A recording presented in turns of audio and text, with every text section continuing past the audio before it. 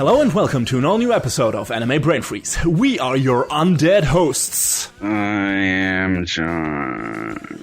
And I am Cece. And when there's just too much cool anime to watch, we got you covered. Almost fucked that up. So yeah, today, besides the undead shenanigans, it's gonna be a bit different since we don't usually review movies, but we needed a bit of extra material, and it has now become one of the most successful anime movies, at least outside of Japan. So what the hell? First up in this episode will be our loose impromptu discussion, let's say gush fest, I assume, on Dragon Ball Super Broly. And after that, we'll join the not only walking but also singing dead with our review of Zombie Land Saga. So don't crawl into your cozy nerd graves just yet. We'll be right back.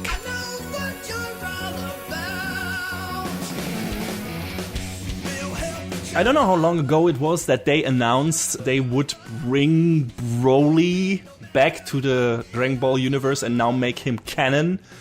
But I remember when I heard that, I was like, oh god.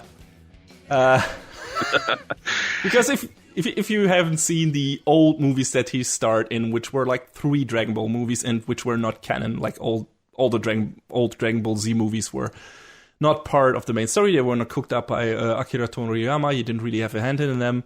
So they were like considered like kind of could have happened in that universe, but did not really happen in that story, or it's difficult to fit them in there. So yeah, he was one of the original characters there and original antagonists. And yeah, it was like this super brutish, giant-sized Saiyajin, super strong. He's just a giant meat man, really. Yeah, that was yelling a lot, especially Kakaro's name, Son Goku's name, and laughing, and no pupils in his eyes, and whatever, going berserk. And he was a very dumb character. He was like the epitome of 90s edgelord anime fanboy character, like something a 14-year-old probably cooked up in his basement and was like, that is what cool is, right? So let's say the shield hero of the 90s, so to speak. So, damn! Right with the heavy blows from the get-go. Anyway. Jeez. So yeah, he was kind of like the butt of many jokes for a long time, because he was one of the dumbest Dragon Ball characters out there. But now we got a new Dragon Ball series with Super, and we got a few new movies, the first 2 kind of being recapped in the Super series then. And then after that series wrapped up, which both of us liked, we reviewed that show in episode 53 of our show, titled Hail to the King, because Goku is the undisputed Shonen King. Anyway, so yeah, that show wrapped up, and kind of quickly they announced, there's going to be a new movie. That's maybe going to be a bridge to the new series. That's also probably going to happen. And that movie turned out to be titled Dragon Ball Super Broly. So it was pretty clear, okay, they're going to bring Broly back and probably now fully integrate him into the Dragon Ball universe, storyline, canon, whatever. Because the newer 2 Dragon Ball movies, Battle of the Gods and Resurrection F, were also canon, pretty much. Mm. Even though, the now canon stuff is the retold version in the series, I guess. But anyway, at first I was like, oh my god, how are we going to do this? This is one of the dumbest characters. Like, they need to rework so much, the origin story alone, because he's in the original version of his character, the reason why he is such a weird, angsty teen and then such an angry berserker is he got scared because Goku was next to him in a crib as a baby and cried too much, and that's why he got upset and mad at Goku. And to quote Vegeta from Team 4-Star version of Dragon Ball Z Abridged of that first movie, he's so cool, but that's so fucking dumb. And can't agree more. So they had a lot of work to do to make this character work, even by Dragon Ball standards, which are not super high. Dragon Ball, in general, is a kind of pretty dumb show, with a lot of ridiculous hijinks. But, they're at least most of the characters are in a way enticing and have an interesting twist to them, which Broly, aside from being super strong, didn't really have. And if you want to make like a whole full-length movie, and don't get me wrong, this is a long-ass anime movie. It's running at 1 hour, 40 minutes. For a shonen action movie, that's ridiculously long. Most of those mostly run just an hour, right? Maybe 70 minutes? Yeah, I mean, some of the older movies were like way shorter. They were more like a double-length episode rather than a feature film. Some of the old Dragon Ball Z movies only ran 45 minutes. I mean, yet, you know, but we got other shonen action movies like Naruto movies, Bleach movies, but even those only were like maybe 3 anime episodes or something. And even compared to the 2 new Dragon Ball movies, this is this is like full feature-length anime movie. And I heard about the running time before, and I was like, oh my god, is this gonna be just fighting? I mean, I probably won't mind, but that seems like a lot. And don't get me wrong, there's a lot of fighting in this movie.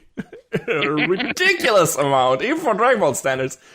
But surprisingly, there's also a lot of cool background story, character work in there, and a lot of that actually goes into Broly's character, which I did not suspect and was like happily surprised by. I don't know how did you feel about that? Like, did that catch you off guard?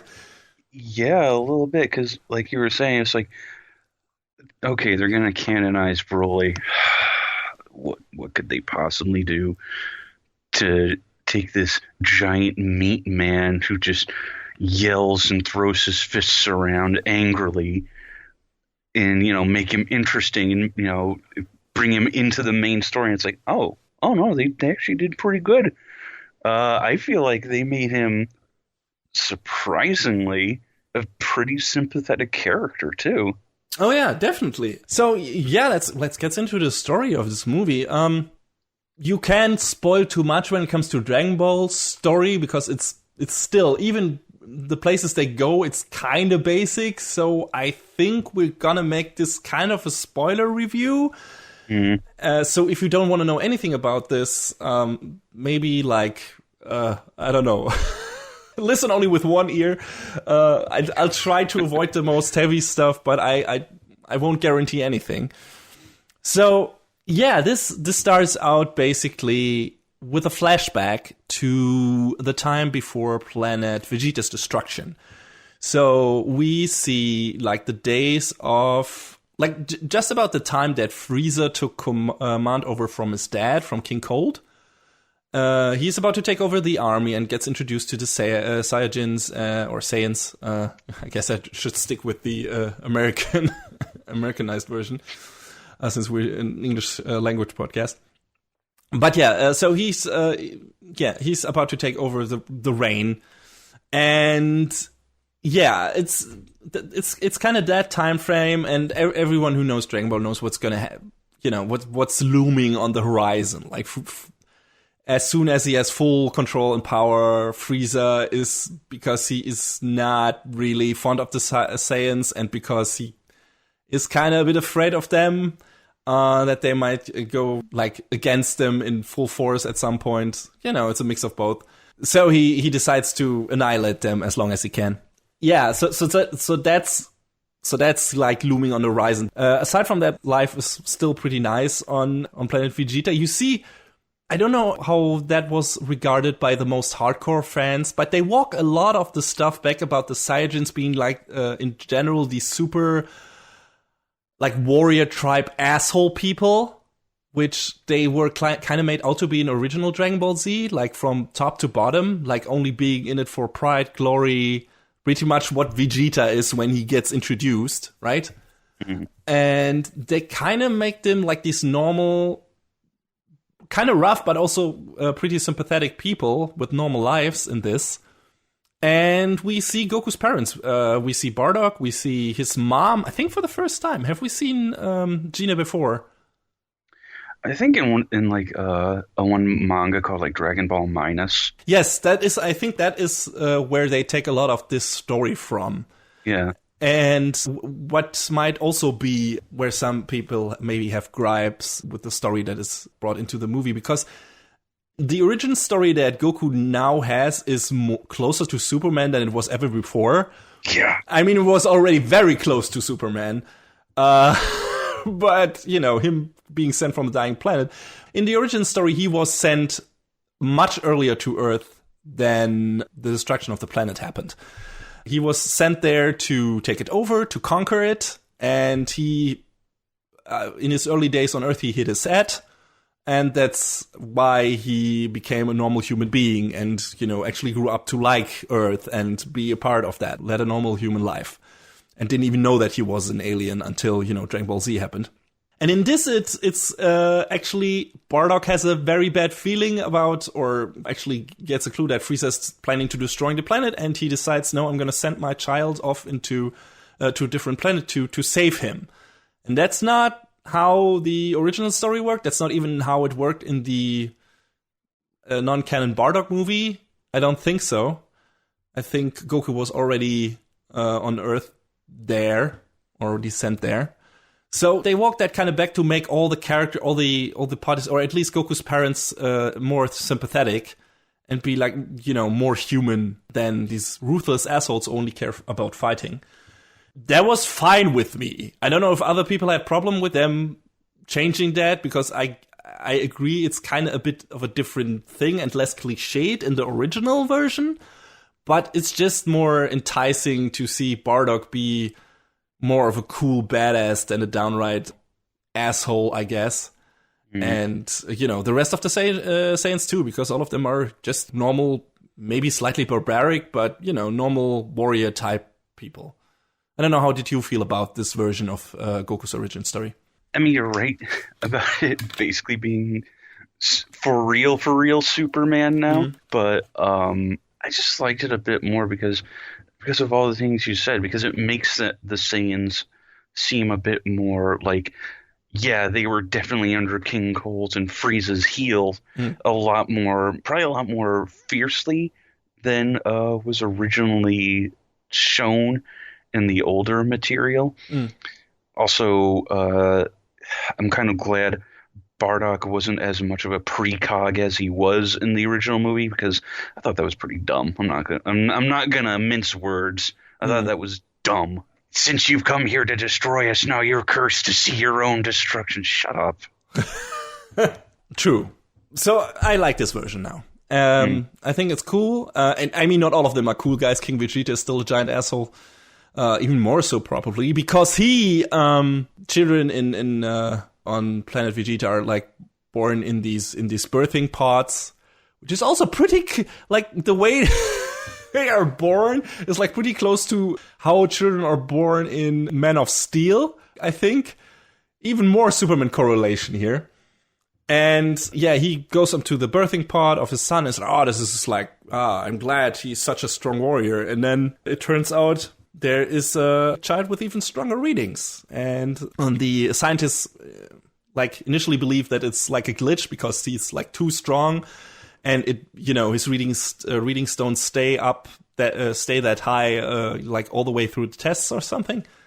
And of course that kid is Broly, but King Vegeta is very bothered by this. And so he decides to send Broly to the frontier, to an outlying planet alone, like that baby child kid, to fend for himself, because he doesn't want any competition for his son, logically, right? Anything that threatens his son's claim to the throne. So since Broly might be more powerful, even though King Vegeta doesn't want to admit it, he don't want to risk that either, so he sends him away, even against the will of Broly's father, Paragus, who decides to take matters in his own hands. So after Broly is sent to the frontier planet, Paragus goes after him, even if he's not allowed to. Like, he basically defects from the Saiyan army and decides to go after Sun and save him or protect him, and then finds him on this planet. And it is assumed they are staying there. And then all the stuff with Frieza happens and destroying the planet, and Goku is sent off to Earth. And that's basically, okay, now we're in the now time, and that's where the movie actually starts. And I think at this point we're already 20 minutes in or something. So a lot of time is spent into building up all of this. And that's, I think, was a pretty good choice. Like, seeing, like, this extended version that maybe a lot of people haven't even seen yet. Like, this extended look at Planet Vegeta, all the Saiyans. Like, we see I really like that we see kid versions of the main, like, the trio of bad guys. Like, Kid Vegeta, Kid Raditz even. Kid Raditz is ridiculous. I'm sorry. Yeah. Just, he was a little shit even when he was a little shit. Yeah. So, and not as old Nappa. He had hair. The magic is real. So yeah, good stuff there. Good stuff. A lot of fan service. And so it was nice, getting a look into that. Seeing young Frieza too. Like, all of that shit. Good stuff. They didn't really have to put in there, but they put in there. And the screenplay is written by Akira Toriyama himself. So this is, for all intents and purposes, a real Dragon Ball story. Just a real continuation of everything. And, created by the master himself. So, yeah. And I think you can feel that in that movie. This feels like, okay, feels like something crafted from his fans. Mm-hmm. In tone, in world building, character building, everything. That felt, this is old school Dragon Ball Z stuff. Yeah, and then all of this happens, and then we make time jump right after the end of Super, after the Tournament of Power. And, the usual stuff, Vegeta and Goku fighting. Let's just training fights, bashing each other into the ocean. I don't know how and what happens next, and I don't need to go like through the whole movie in detail. It's been a while since I've seen it now. But I think the Dragon Balls get stolen, or some of the Dragon Balls get stolen from Bulma's lab. She was accumulating them to wish herself a few years younger. Not too many years. Because if she would like wish herself too young, her woman friends would wonder if she got lifted or something. A little bit of nip and tuck here, and she doesn't want that. Only 5 years. Only 5 years. And we also get a great correlation with what Frieza wants to wish for later. In that regard, which I won't give away, but the payoff for this setup with Bulma is fantastic. I died in the seat in the movie theater when that came up. So yeah, good stuff. Really great. So yeah, so that's happening. Frieza's army have stolen the Dragon Balls for a specific wish, and the gang is wondering, what is he gonna do with that? Whatever he's gonna do. It's not going to be good. So let's try to find the rest of the Dragon Balls and try to find Frieza and try to see what he's up to. I think that's the gist of it. How, those parties finally converge at some point. And in the meanwhile, we have some of Frieza's army, I think by accident, stumbling over the planet that Paragus and Broly ended up on in the past.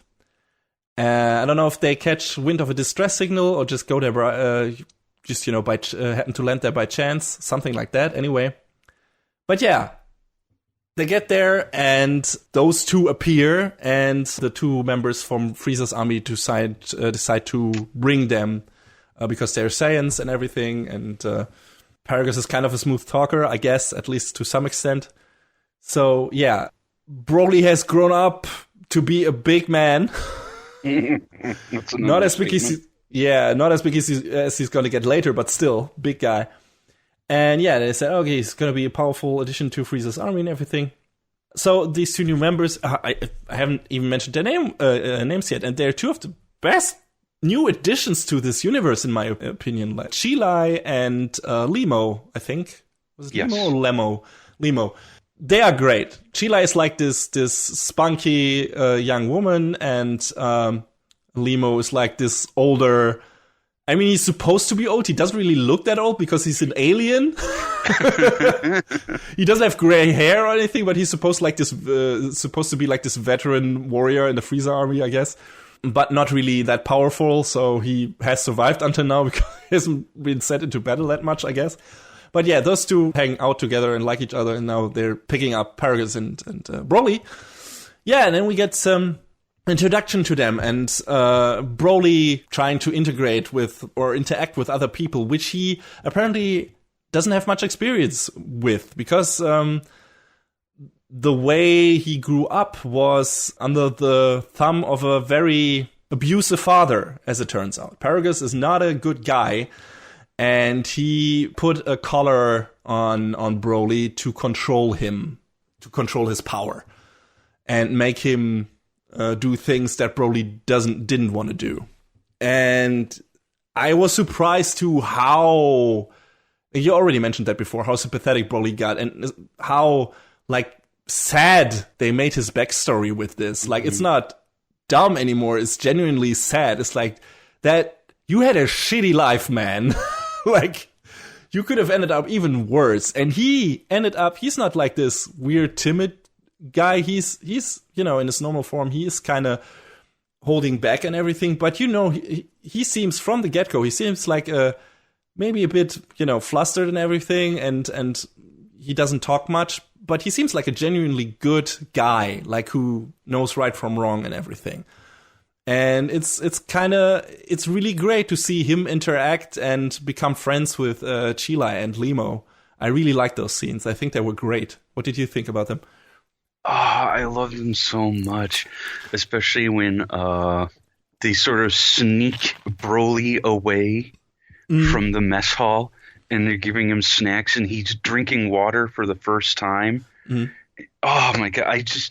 Those three together, I think, were probably like the biggest stars of this movie. Obviously Broly, but Chila and Limo they're great. I love them both.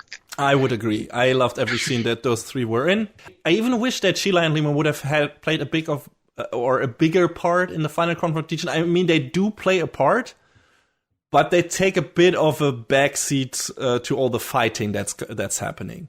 And I would have liked to see them play more of an integral role into some of the stuff that was happening. But, I'll take what I can get, which is two amazing new characters introduced in this movie. And Broly reintroduced, I guess, as a great character now. A genuinely great character. So, yeah, all of that happens, and they are brought into Frieza's army. And then things happen as they must happen. When Goku and the gang come upon Frieza and his guys, when they have collected all the Dragon Balls and everything, Broly and Goku start to fight. And that's probably the second half of this entire movie. Pretty much. Yeah, it's Goku versus Broly. It's Goku versus... No, it's Vegeta versus Broly. I don't know if Goku and Vegeta tag team up on Broly. I mean, they form a tag team, a special tag team later on. But I mean, a handicap match.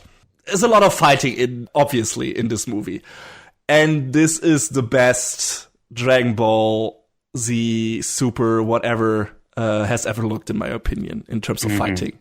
The fight scenes in this movie are fucking bonkers. Ridiculously good. If you consider how much fighting and how much action animation is in this movie, from the second half on, it's basically just punching and screaming at each other. That's it. And it's displayed in such an incredible, dynamic, fluid motion and direction. I was just pressed into the fucking seat in the movie theater. And couldn't let go. It's a marvelous movie to look at. It looks fantastic. Even for the newer Toei stuff, which I think they unleash, they go all out in there, and in their Dragon Ball and in their One Piece movies. At least those I've seen. Those have looked really fantastic for quite a while now. I think Battle of the Gods looked fantastic. I think Resurrection F looked fantastic. But this takes the cake. This is the best looking, in general, not only the best looking action anime, just best looking anime I've seen in a while.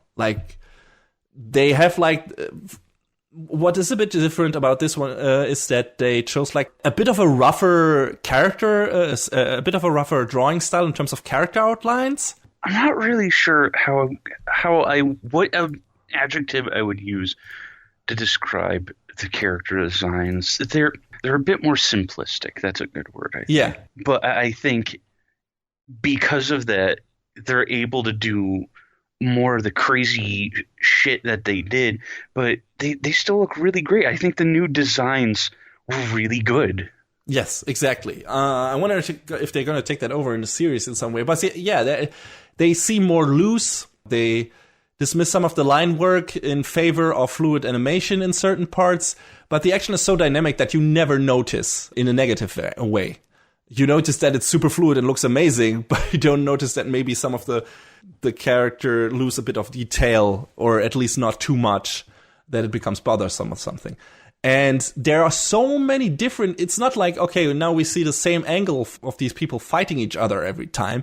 They always come up with something new to show during those fights. It's not always like, oh, now we gotta make that character crash into a fucking glacier again. I mean, that happens too, but, it's always from different perspective. There are scenes in the fight that are from a first-person perspective even, where you see everything from either Goku or Broly's perspective, and that shit also looks fucking amazing. Imagine that shit in VR or something. Yeah, those first person shots were like, this is wild. Yeah, it's ridiculous. Like there's so much quick action animation happening that it definitely merits a rewatch just to be able to take it all in, because I think you can't on your first watch. It's just too much information on screen. I don't think it's like a detracting factor that was like, I can't see that you would be like, I can't see what's happening. But it's just so much. It's so dense. It's so quick. It's so powerful that it's a lot to take in, especially on a first viewing. So this is definitely one of those movies that's like, okay, you should watch this several times just to appreciate all the different aspects of the action scenes, because they're really well put together. There's a lot of stuff happening, and it's probably not going to get boring watching this several times in a row, because there's so many details there. And I really like that. And hey, it's even got good CG. What do you know, right? I mean, again, this is now a staple, in my opinion, of the Toei movies, because, Battle of the Gods also had great CG stuff in their Resurrection F, I think, as well, too. One Piece movies had that, too. There is, usually they make the very, very clever choice to only use the CG when the characters are moving quickly away or towards the camera, or there's a lot of spinning around, or the characters are in the distance, so you don't notice that there could be clunky movement or something. They found a good way to hide the detracting factors of the CG. These glaring signs that this is not hand-drawn animation. I think Toei does a really good job, or has done a really good job with a lot of their movies over the past years, of putting CG in there that just works and that is put into the right place of the action to make it even more thrilling. And they do that here too. There are very few scenes where it's like, oh, okay, this model of Broly just moves a bit too clunky or is a bit too stilted. Very few. I can think of 2 small scenes or something where it was noticeable. Everything else happens so fast and so fluid and so quickly, and there's so much camera work happening that you don't really notice the CG, and it just looks amazing, and it lends itself well to like I said, the crazy camera pans. I can't say enough good things about the action in this movie. It's it's not a subject you could really go in depth on for an extended period of time. But I think if you like action stuff, the movie is worth enough seeing for that alone. I would recommend on that virtue alone to check it out, even if you're maybe not the most invested Dragon Ball fan. But yeah, there's a lot of fighting, and that kind of gets wrapped up in the end in a way I did not really expect as well, because it kind of seems like I think Broly's gonna stick around. I think we're gonna see him in the next Dragon Ball Super series. I hope so. Because, that's a spoiler, sure, but I want to talk about this, so we're gonna. So at the end, him, Shilai, and Limo are going back to the planet that they picked Broly up from, and they like basically gonna stay there and help Broly live a normal life. And Goku even comes around and sets them up with some neat stuff from Capsule Corp and everything. And he's like, hey, just, become stronger. I want to fight you again, like Goku does. Because he loves nothing more than a strong opponent. So yeah, I feel like Broly is gonna be back again. And I could not be happier about this, which is probably the most surprising thing about this. Like, if you had told me that I'd be coming out of this movie first feeling sorry for Broly because of what he went through and him being one of my favorite characters from that movie, and then two new amazing characters, and then I'd be happy about the prospect of him coming back in a future series, I'd have declared you insane. But I think Toriyama did a really good job at reworking that character and the whole character dynamic surrounding him. I'm really looking forward to the next Dragon Ball Super series now. I hope he becomes a big part in that and is not only a bit player. Because that would not really work with his power level. He needs to play like a kind of big important role and become one of the strongest fighters. Maybe he's saying at some point he doesn't want to fight anymore. I would understand that given his, origin and everything. But it would be cool to definitely see him back and evolve him as well. And see Chila and Limo again. And yeah, I walked out of this movie really happy. And I think I was not the only one. I mean, that movie made, I think, about 30 million domestic box office. And I think worldwide it was like something around the 100 million mark. Mm-hmm. Which is a lot. Especially for... I think as far as anime films go, it's probably one of the best grossing ones in like a long time. Definitely outside Japan. I think in Japan, Your Name is like still the biggest thing ever. I mean, let me look it up right now. So I can't see Japan here, but worldwide, at least, Your Name has 350 million compared to Dragon Ball Super's 100 million. So yeah. I guess it's a distant second then, probably. At least. But yeah, for a Dragon Ball movie, for a fucking Dragon Ball movie with limited theater appearance and everything, that is a big success. And I wouldn't have expected that franchise to come back in such a big stride. I mean, Dragon Ball never really went away. It was always in the zeitgeist and everything. Like, people were still talking about Dragon Ball Z because Funimation did a good job of like keeping those DVDs and that series in rotation, everything, bringing out new collections, new versions of everything, then Kai and stuff like that. So never really went away before Super happened. But still, it coming back and doubling down and becoming such an instant recognizable anime thing again that everybody knows. I think that's great stuff. I mean, there are a lot of other shonen series I would say I'd like more at this point than Dragon Ball. But it's part of my childhood, and I'm so happy that it's still around and that it's, judging from this new movie, better than ever. So, yeah, good times to be a Dragon Ball fan, I guess. I mean, we got a great fighting game too, so yeah, I wonder what's next in store for this series. I'm more hopeful than ever that we get some new good stuff. I mean, we still haven't seen some of the other universes, because they didn't compete in the Tournament of Power. So, there's a lot of stuff could happen there. I don't know, but I'm probably more interested into what cannot be foreseen at this point. Like, what is some of the stuff that's totally wild is gonna happen in the next series? And I hope Broly is involved in some way. And at this point, I would be very interested. I don't remember if they actually mentioned that in the movie. I don't know if you maybe remember. Does anyone of the character comment on Broly's power being very similar to Kale's? Because in the timeline, she is the first Berserker Saiyan to appear now, because she was in the Tournament of Power. So I don't think so. I don't remember that anyway. So that could be an interesting thing to bring up whenever Dragon Ball Super does come back. Yeah. I mean, if she wasn't head over heels for Caulifla I would immediately like go to a place and be like, oh, I shipped that. So we'll see if that happens. I don't know. I'd be interested to see like two Berserker Saiyans together, like at least maybe fighting each other. Although I assume Broly is a bit stronger than her, but maybe she trained. She got enough time, I guess, on her hands. So yeah, we'll see. That is also an interesting possible thing that could happen in the new series. Whenever that happens, that hasn't been announced yet. We don't know anything. We don't know if it's even going to happen, but it's pretty likely.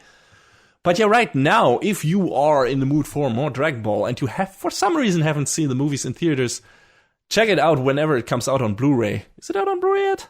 I think it's coming on Blu-ray in April. There you go. So that's not much longer. And I definitely recommend you check it out. It's fantastic. It's a fantastic action movie. It's a fantastic Dragon Ball movie. It not only in terms of action, but in terms of character world, in terms of like giving you a lot of fan service stuff, a lot of stuff that you haven't seen yet in Dragon Ball, and a lot of the interesting history reworked and everything. I can like wholeheartedly recommend this movie. I think it's fantastic. I think it's a great addition to the franchise, and yeah, I can't wait to see more of it. And I'm really glad that my favorite fusion is now canon. I think it's also. I always liked Gogeta's design more than Vegeto's. I assume you're like completely happy with this one too. I think one of my favorite parts of the movie is Frieza being reduced to comic relief. Yeah, I mean they've kind of already done that in Super in certain parts, I guess. But they kind of took it to its next logical step in this. Yes. And I like that too. He's such a shit heel now. Yeah, he deserves it. He deserves all of it. But that's also like more appealing, I guess. I mean, what were you supposed to do with the character at some point? You could make him like into this, conniving, evil asshole, right? But he's not as strong as Goku anymore. So, and we know that. So it's like, okay, how could we wring more fun out of this? And he's being like, oh no, he's still Frieza and he's doing his shit. He is aware that he's not as powerful, but he can still be like a scheming asshole and have his fun with being evil. And I like characters like reveling in their own evilness because they know they're good at it deep down. I think that's a good thing. I think that's one of the things that I'm missing from the Marvel movies at this point. I would really like to see a villain there that just loves to be a villain because he's good at it.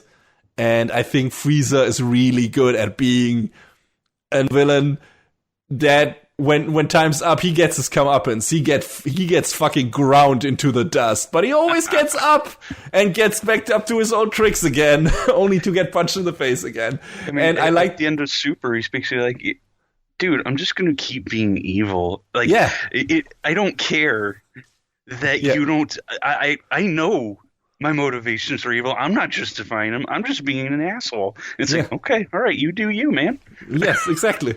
You will never succeed again, but we can have some fun with that. And so do we in this movie. And like you said, it's hilarious the way they make him the butt of the joke many times over. Mm-hmm. And he still gets some kick-ass scenes in this movie. So the best of both worlds, definitely. Go see this movie if it's not in theaters somewhere around you, which I doubt it is. Maybe some special screening. But if not, check it out on Blu-ray when it comes in April or something. It's definitely recommended by both of us. Great movie all around, super entertaining. And even with its long-running time, I never got bored. I think it's a really tight package that tells an interesting, fun little Dragon Ball story with a lot of new character and some really, really well reworked character that was totally lame before and now is pretty damn cool. Would you say, so damn cool? I indeed would.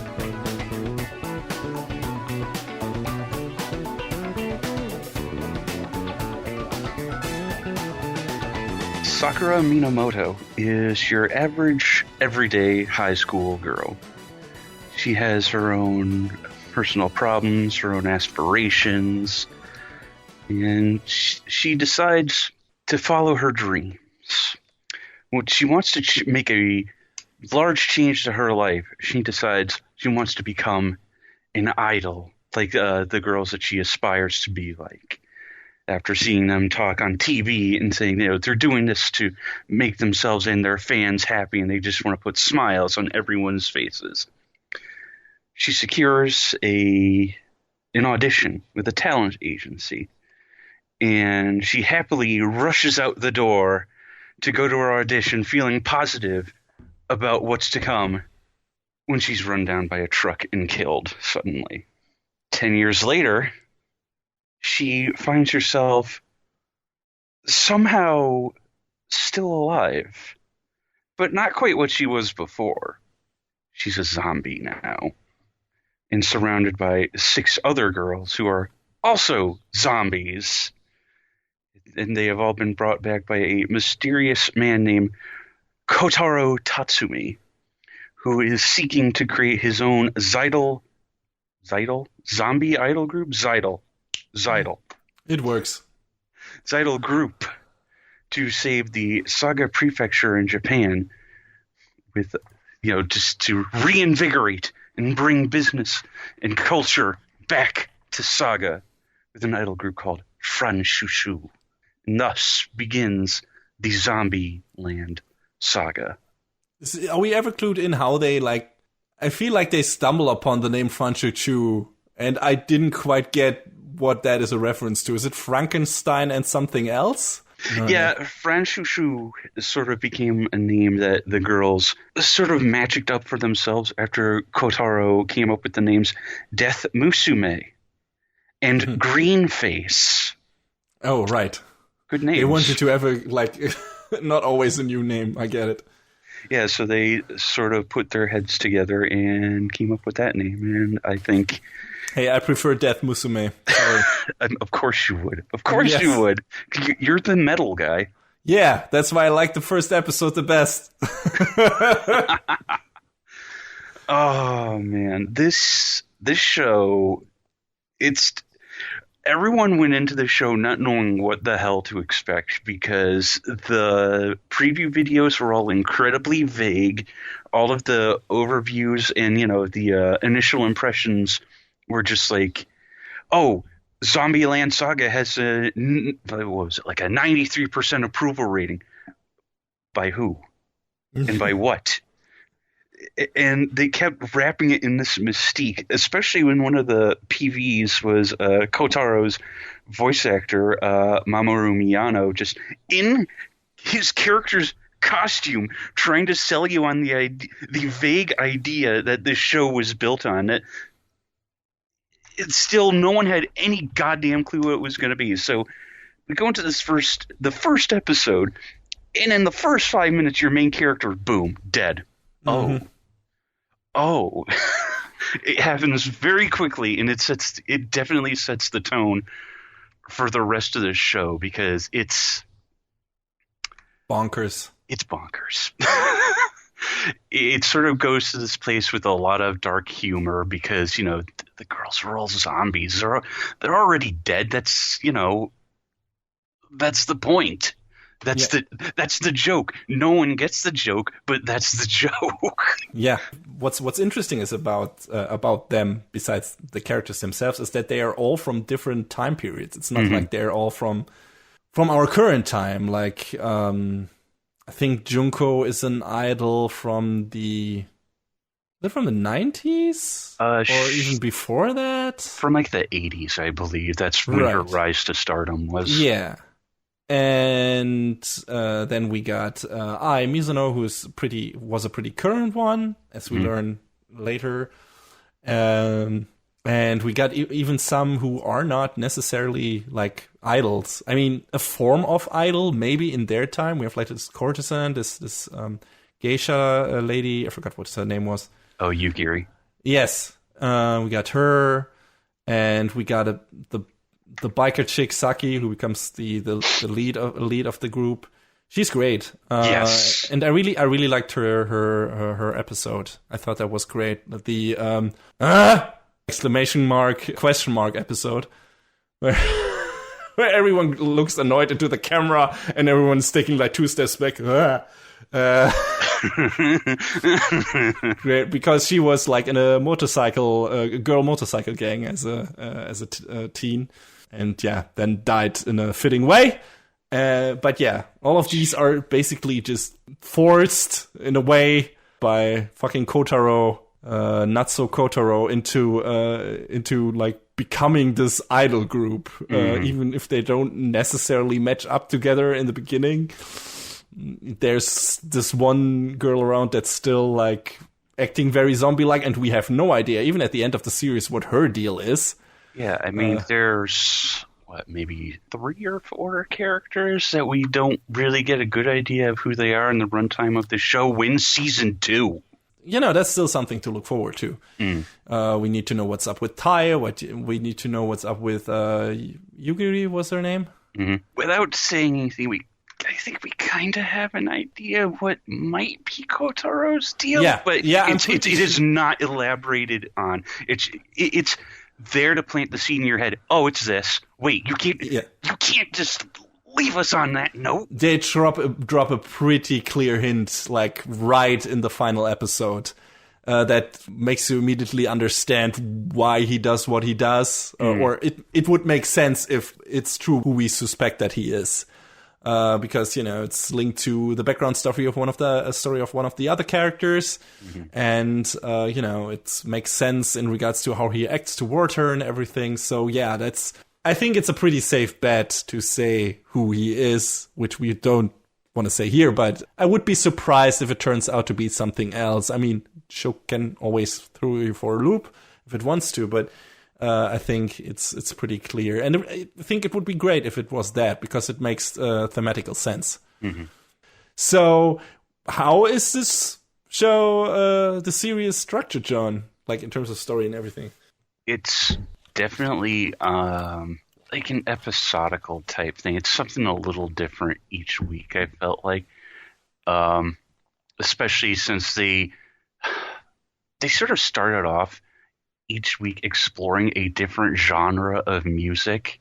Yeah. Which I thought was really kind of cool, because I love that. You loved the first episode with the death metal. I love the second episode with the rap battle too. Oh, that one was great. I love that one so much. Yeah. Because the animation they got so animated, Saki and Sakura. It was wild to watch in motion. Yeah. This was stuff. This was Mappa doing some work, but I sort of felt like at points the show sort of fell into kind of the same traps that other idol shows do, which is fine. And also, I was hoping at points for it to be a little bit different, but at least as we're going along, the background of the characters the ones that we do learn at least are outside of the norm for what you would expect from this sort of type of story. So I feel like there's enough to keep you interested in that, because of the way, the way the characters are revealed, who they are, their motivations, their backstories. Yeah. So that kind of kept me on the hook. Because early on, maybe 4 or 5 episodes in, I was kind of not really sure. But it kind of kept me on the hook after that, when I started going more into who the characters actually are. I'm not sure about you. Yeah, they do enough interesting stuff with them, especially them being from different time periods. Like, there's some compatibility issues there. Mostly it's the older girls being confused about new tech, but it also discusses how in one set of episodes specifically, how fan interaction has changed, in the idol world, how the ideas from one of the characters about what idols are supposed to be differs from another one. Like there's a big blowout between Ai and Junko at some point, because they come from different time periods and have very different ideas about what idols are supposed to do, how they are to interact with fans and everything. And I thought that was very interesting, like taking a look at all, the different ways that the idol scene has evolved and how the people have been treated and have acted towards their fandom and everything. I thought that was interesting stuff just from the subject matter alone.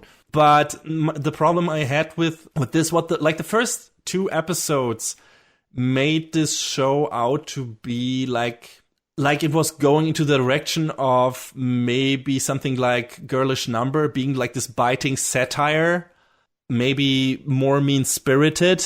And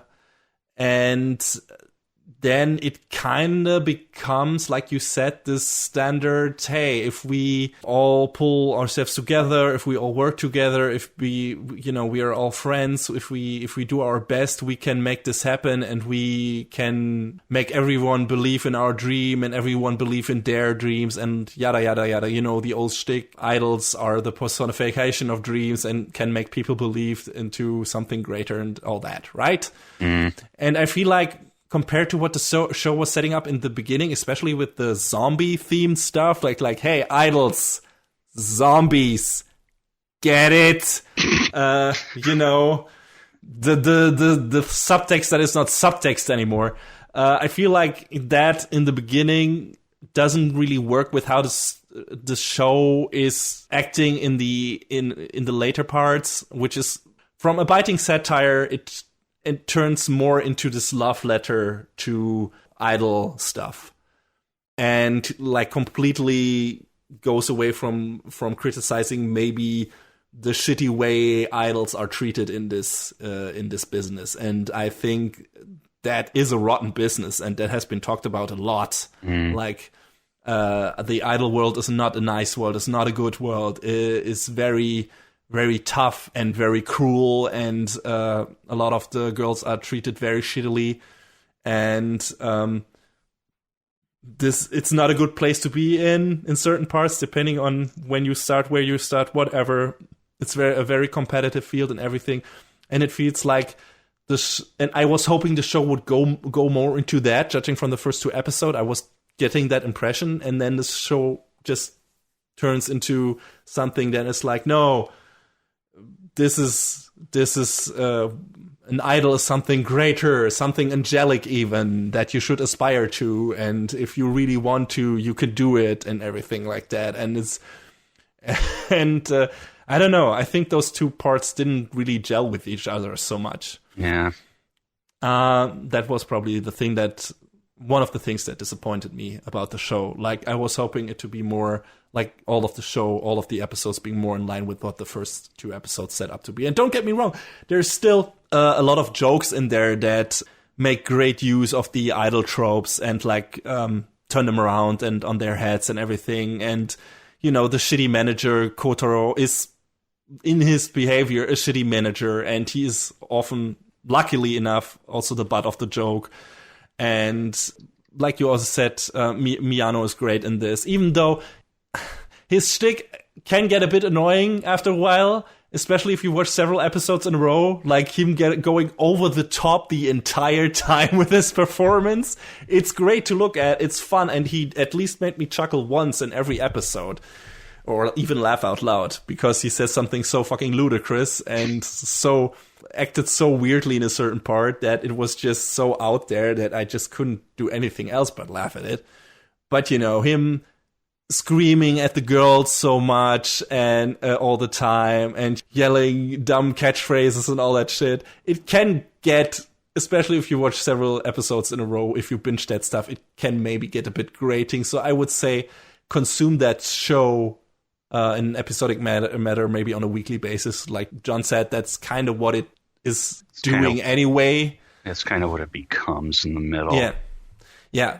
So, yeah, but there's enough worthwhile stuff in there, especially jokes-wise. Like, I think the episode, for example, where they do these different festival competition stuff, like with the mud race and everything.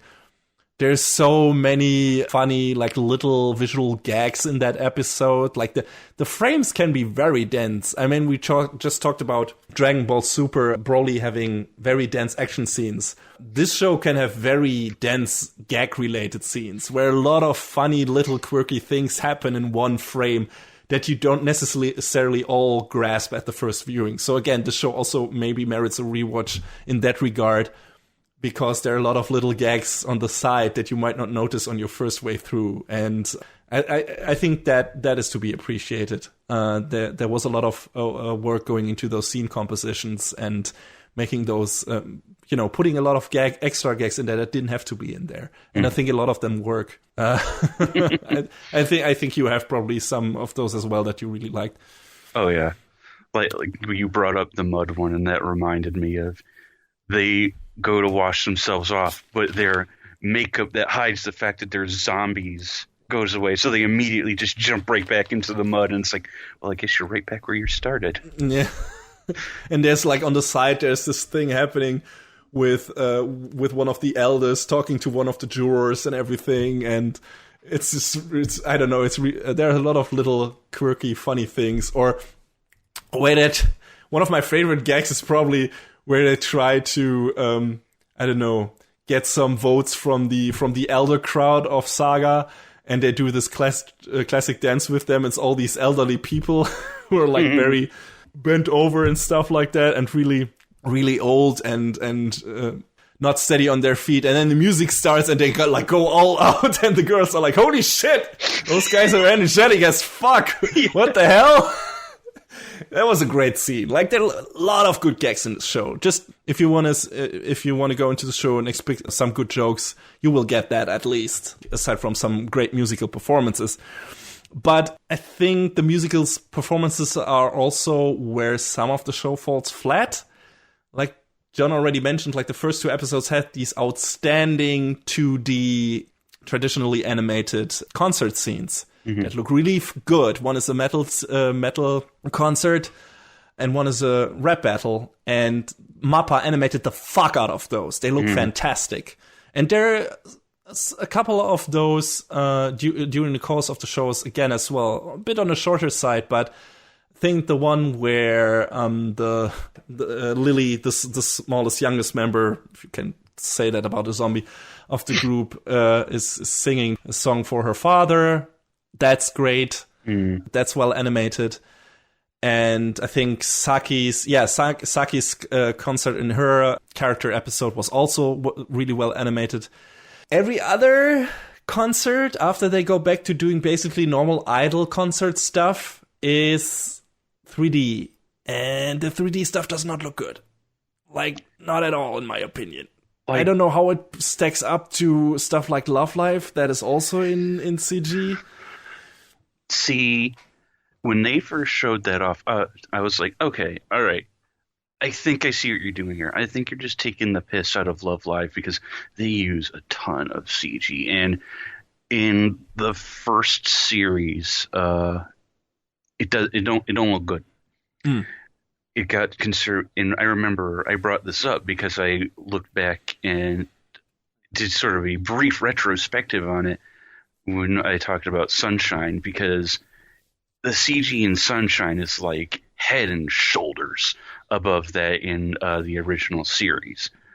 Here, I thought they were just kind of doing that to like take the piss out of Love Live and say, "Hey, look at us making fun of you." But then they did it again. And again. And then they did it a third time. And then they did it a fourth time. And I was like, oh, guys, it was cute the first time, but come on.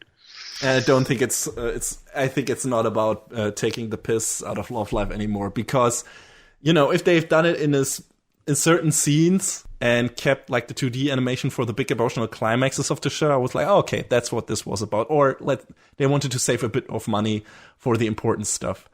But that's the thing. They use the 3D stuff for the two most important concerts in the show, which to me makes no fucking sense.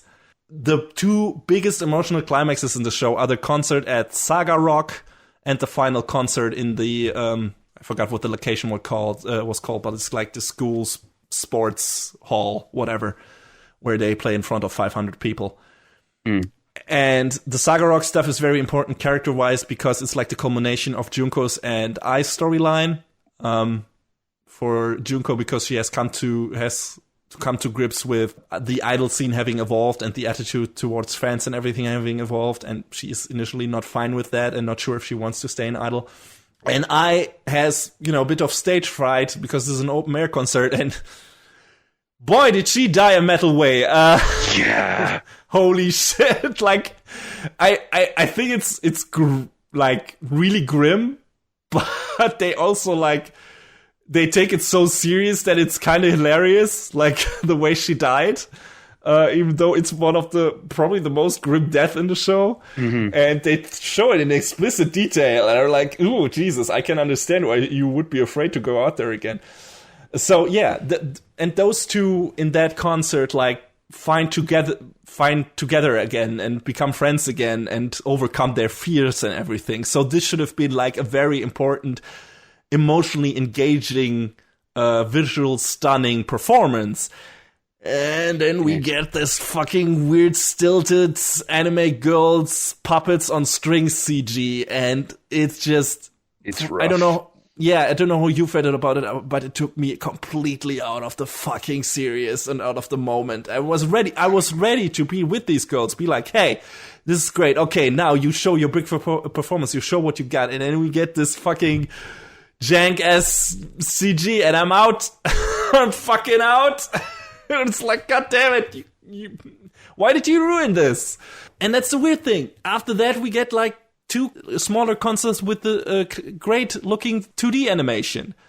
I'm like, why didn't you keep that for the fucking Saga Rock concert?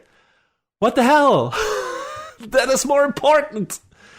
I did not understand that. I like that the lightning turns them into auto-tuned Vocaloids. I think that was pretty damn awesome.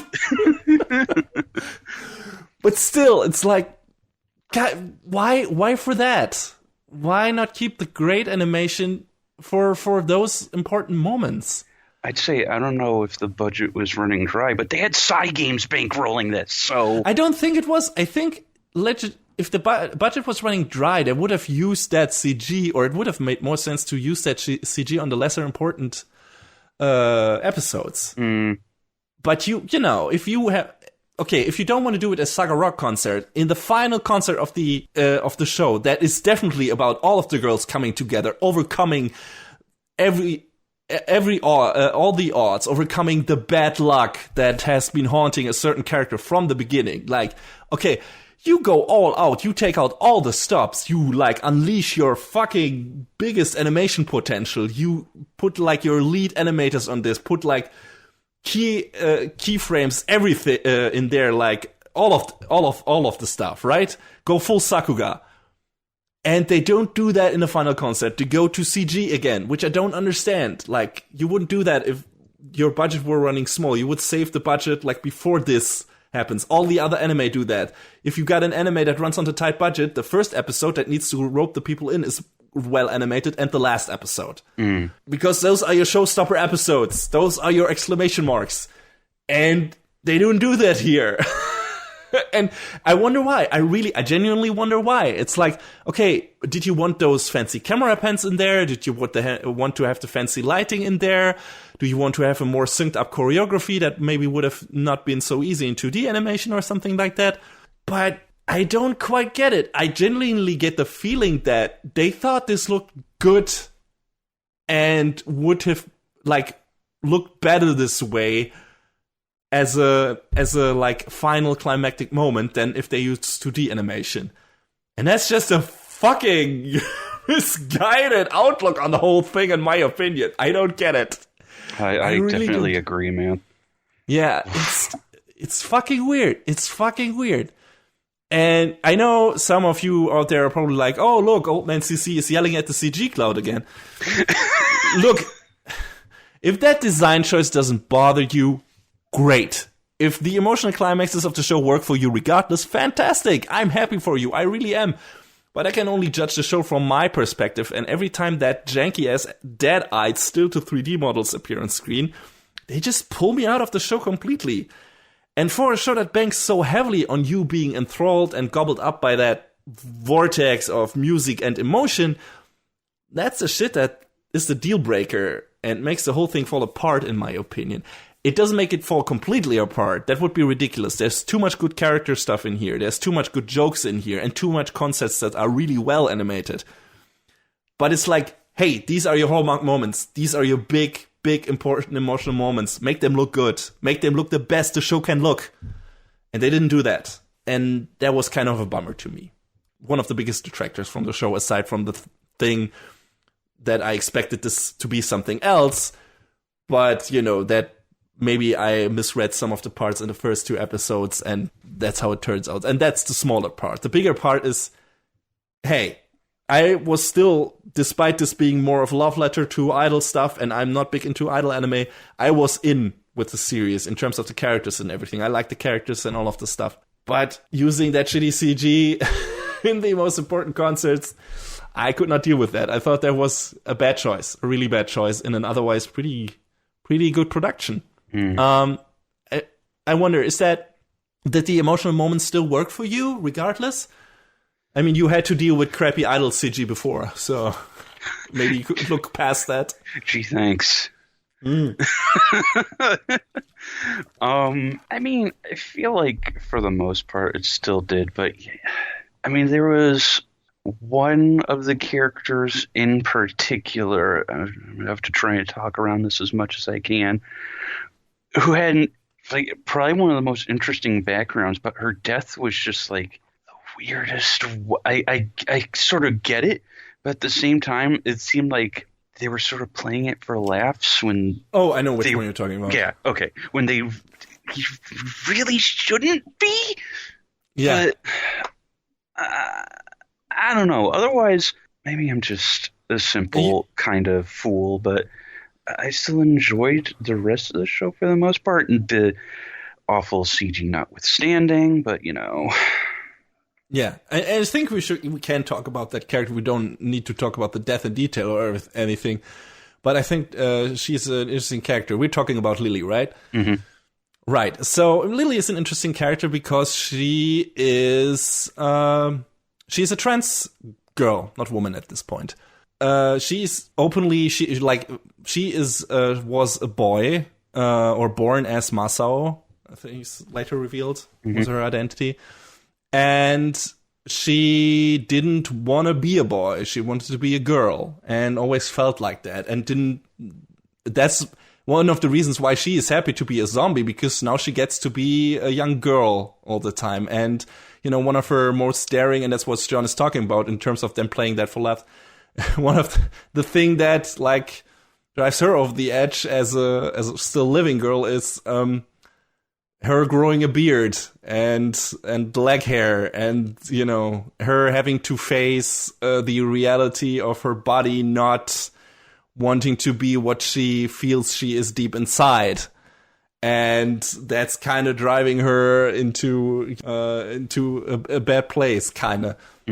But it gets more ridiculous than that. But still, interesting, totally interesting that they would put that in there and so openly talk about it. Not only allude to this, but be like, no, this is definitely a transgender character. And that's the way it is, and that's cool the way it is. And she's happy the way it is. And I really like that. I thought that was a neat little aspect in the show that I didn't expect. And she's just a cool, adorable character. And the way the other characters handle the whole ideal is maybe a bit mean-spirited. Saki is being an asshole, but that also fits her character, and it's not that stays the way. It's used for a couple of jokes that are not really that offensive. But that also might depend on who you ask. It also might depend on who you ask how they feel about the character, because as soon as they revealed that, a lot of people with really shitty opinions came out of the woodwork. Yes, of course. They're always there, but those people suck, so who cares about them? Mm-hmm. But Lily is great and a good member of the cast. And like I said, Saki makes a few jokes after they learn the truth about her, because they think she, is just a girl in the beginning, and didn't suspect her to be a different person. When she reveals it, kind of matter of factly, Sakura's like, huh? Okay. But they're all totally cool with it, and Saki just makes some few dumb jokes at the expense of her original name, her birth name and her father's name, which I thought was pretty tame and pretty funny, actually. And it fits that character. I mean, Saki would do that. That's the way she is. But that's about it. Aside from that, the show is just, okay, no, that's who she is. And the thing I loved the most, which I didn't expect, was how Kotaro handled the whole situation. He's like, his response to the whole thing is great. She like, no, Lily is always Lily. She was Lily before. Don't annoy me with this bullshit. Like, this is who she was from the beginning. You are just all idiots because you didn't recognize that. And it's like, yeah, that also fits his character, but also great. Thanks, Kotaro, that you are this way for once. I mean, he has so many great scenes in this. I mean, in the beginning, you think he's really mean to the girls. He's a real asshole, which he is. But of course, there is a softer side to him. And let's not forget, before he sends the girl training in the mountains in the penultimate episode, he greets them with, Ohio dele. And I will forever be grateful for that scene. Holy shit. Oh, this show's great. It's weird and it's dumb and it's stupid and it's bad at points, but it's great. Yes, it's a mess at times, and not all things work, but what is in there that works is worth watching it, in my opinion. Mm-hmm. I had a good time watching it, and I wish some of the stuff would have been pulled off better, and like I said, maybe go more the satire route than the love letter to this business model. I wonder if they just sort of got scared in the middle. Yeah. They wouldn't be able to carry it that way. And they were like, no, we need to pivot this a bit. And then later on, they were like, well, maybe we can pivot it back. It's like, guys, you can't have it both ways. Yeah. That makes it, that's the sign of bad writing. You have to commit. Yeah, that's a good suggestion. Like, it could be that they like walked into this being like, okay, we're going to make this like scathing takedown of idol culture. And then after a while, they were like, wait, who's watching this? It's the people who like idol anime, and they're gonna hate us for this if we are like genuinely being gonna be mean at this because it's like the reaction I had with the ending of Love Live Sunshine. Oh, they're gonna walk this back. The school's gonna be okay. The girls are gonna be able to continue being Aqua, and I'm so glad that they committed to the school closing. The girls going their separate ways. I was like, great. Thank you for going in a direction that I was hoping you would. And that's what I was hoping for through the entire run of the show, and just kind of goes back and forth. And if it didn't go back and forth, I'd probably be like, okay, the show is fantastic. But as it stands, I think the show just kind of ends up being good. Yeah, fine. It's enjoyable. It's enjoyable. That's definitely what it is. But it could have been much more if they would have stayed the course that they set up from the beginning, or that at least that's what it looks like what they did. I think it could have been a much better, more interesting show just in terms of the underlying themes and everything. Mm. And if they put maybe a bit more different musical performances in there, more musical styles like they did in the first two episodes. At this point, it almost feels like the first two episodes are from a different show, kind of. And the rest is kind of steadily walking towards the standard idol, we're all coming together at the end storyline. Even though with the twist, with all the character background stories and all that stuff, which is good. So, yeah. Well, apparently the Blu-rays pulled some Iron Man numbers, so season 2 maybe, and then we'll get the other character stories, and maybe they'll be able to go back and say, hey, yeah, this is what we actually wanted to do. I wonder. I can only hope, though. Yeah, me too. I mean, there's still enough interesting stuff to get here. Like we said, Tai is still this giant question mark. And I wonder what's happened. We need a resolution to the Kotaro and the Sakura storylines, I guess. And Saga is still not completely saved, right? This is only the beginning. Kotaro said so much. So there you go. Franchushu still has a lot of job to do. I also like that the dog's name is Romero. Oh my God. Obvious reference to George A. Romero, the guy behind the Dawn of the Dead franchise. It took me a little too long to connect the dots on that. When I did, I was like, oh my God, I'm an idiot. So there are a lot of in-jokes in there, not only for the idol fanboys, but also for the horror fanboys. I think the OP is great too. It's a great song, and normally I kind of take issue with those OPs that overlay the sound effects over the song. I know. I was wondering about that. Is it like, what is going to come down? But this was side with this? This was silly enough for me to be like, okay, I guess you get a pass this time. It's got a kind of Saturday morning feel to it with all its weirdness and everything and its action beats. So it kind of fits to have the sound effects in there, I guess. So a small tidbit, I really like that the two heavy ass like death metal guys from the very first episodes become like the most hardcore fans of Run Choo Choo and turn up at every concert of them. It's really great. This is one of the things that work in this show. Like the world building is pretty damn good. Like making Saga a place with recurring characters that become fans of the idol girls and everything, and this becoming an actual world that these characters live in.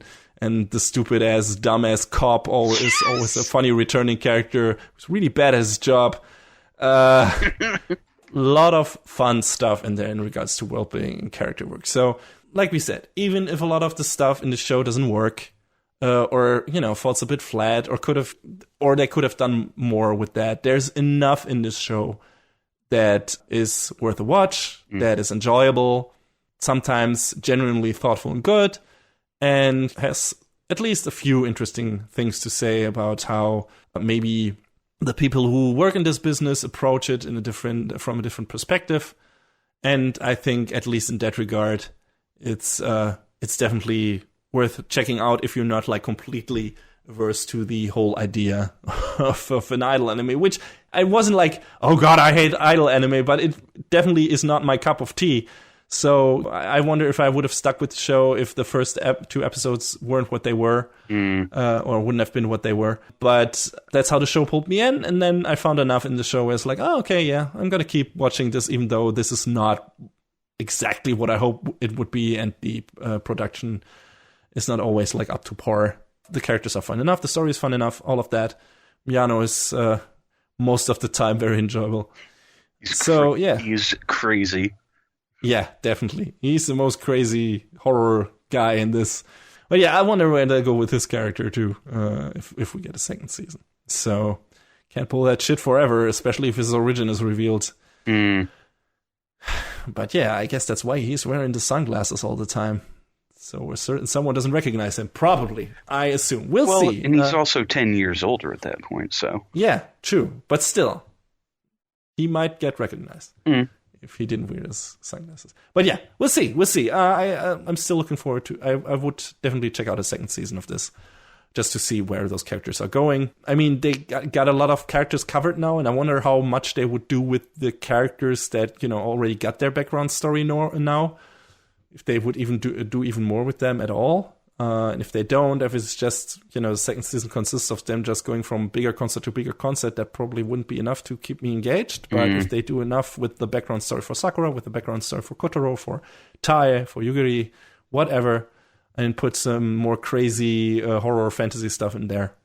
And I mean, we get a big setup, another big setup for the second season. The reporter who reported on their most of their concerts seems to getting closer to unveiling their secret, because that final scene with him is like him looking at the photos of the girls, like their original selves before they died, and he's like, none of this makes any sense to me, and it feels like he's going to investigate that shit, and that could also lead to problems, naturally.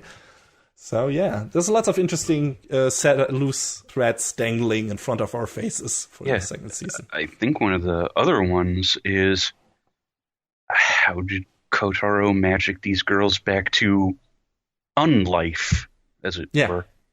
I mean, he has like a talk with this guy at the bar who we don't really know who is that yet. Yeah. I think that's also another X factor. So who's the guy? Is he related to one of the girls also? Might be, age-wise, could be. I have some suspicion. But that will be interesting to see what's going to happen. And I think the I didn't really mention that, but I think the resolution to Sakura's storyline, why she felt the way she did after regaining her memory and everything, was pretty strong, because I think if what happened to her would happen to me, I would also be in that kind of emotional state. So that felt very real to me. It's like when the world has it out for you and everything, and you feel like you have like the worst of luck at certain days, and everything seems to be against you. If that happened constantly to you, then, you know, getting up again and trying to go there, it can be hard. I mean, the show takes the easy route out, kinda, because in the real world, you would probably need a lot of therapy to get through all of that, especially if you died and then came back. Zombie therapy, hey. But on an emotional level, it works. And if the actual concert where that emotional breakthrough happens would have looked good, that would have probably been a very, very strong moment. But alas, can't have everything, I guess. Yeah. But yeah, still an enjoyable show. Recommend it. Check it out. Maybe watch more than 2 episodes, because like I said, the first 2 episodes are a bit stronger or different from the rest that is to come. So maybe like 3 episodes and then see if that is still enough for you. But yeah, definitely very enjoyable show. Despite its shortcomings, I think both of us had a good time with it, and we're looking forward to its possible next season. Hopefully. I mean, if that all sounded good, you can watch it on Crunchyroll or Funimation. Right. Almost forgot that. Go do that. Check it out.